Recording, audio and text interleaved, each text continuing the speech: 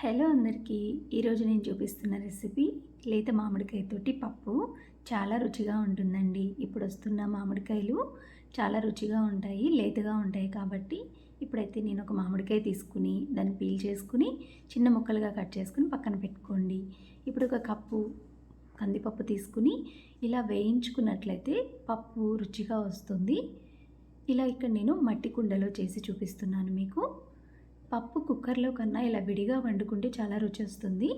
వేయించుకున్న తర్వాత మనం ఆరిపోయిన తర్వాత వాష్ చేసుకోవాలి. పప్పుని వాష్ చేసుకున్న తర్వాత మనకి ఒక కప్పుకి 2.5 కప్పుల వరకు వాటర్ పోసుకుని అందులో కొంచెం నెయ్యి కానీ నూనె కానీ వేసుకుని పసుపు కూడా వేసుకుని ఉడికించుకుంటే పప్పు మరింత కమ్మదనం ఉంటుంది.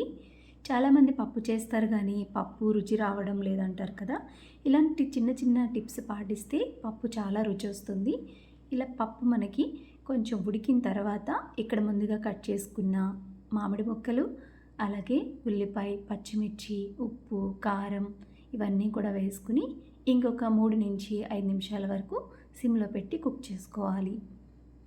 మట్టి పాత్రలో చేస్తున్నప్పుడు ఎప్పుడైనా కూడా మనం హై ఫ్లేమ్లో పెట్టకూడదు, సిమ్లోనే పెట్టి కుక్ చేసుకోవాలి. ఇలా మొత్తం మనకి ఉడికిపోయిన తర్వాత ఫైనల్గా కొత్తిమీర వేసుకోవాలి. పప్పు అయితే రెడీ అయిందండి. ఇప్పుడు తాలింపు పెట్టుకోవాలి. తాలింపు పెట్టుకోవడానికి కూడా ఇక్కడ మనం నెయ్యి తీసుకున్నట్లయితే ఇంకా చాలా బాగుంటుంది. నెయ్యి వేగిన తర్వాత ఆవాలు, జీలకర్ర, అలాగే ఇంగువ కంపల్సరీ వేసుకోండి. కొంచెం పచ్చిమిర్చి, ఎండుమిర్చి, కరివేపాకు, కొత్తిమీర ఇవన్నీ కూడా వేసుకుని మంచిగా తాలింపు పెట్టుకుని పప్పులో వేసుకుంటే చాలా రుచి వస్తుంది. ఇది వేడివేడి అన్నంలో చాలా బాగుంటుంది. మామిడికాయ పప్పు చేసుకోవడం చాలామందికి తెలుసు, కానీ నేను ఇక్కడ చూపిస్తున్నదంతా ఎందుకంటే చిన్న చిన్న టిప్స్ పాటించినట్లయితే చాలా రుచి వస్తుంది. ఇలా ఫైనల్గా మామిడికాయ పప్పు రెడీ అయిపోయింది.